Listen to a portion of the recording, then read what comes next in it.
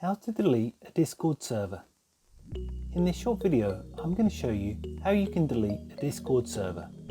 But before I do, please don't forget to like the video, subscribe to my channel, and leave me a comment below. Okay, straight into it. First, open up the Discord app and go into the server you want to delete.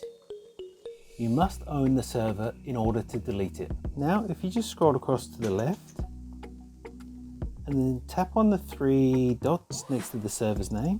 In this next window, tap Settings. Now in Server Settings, tap on the three dots in the top right hand corner, and then tap on Delete Server. It will ask you if you're sure you want to delete this server, because this action cannot be undone. So if you want to go ahead and delete it, tap on the red delete button. And that's all it takes to delete a Discord server.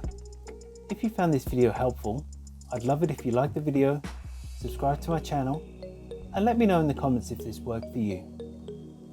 Thanks for watching.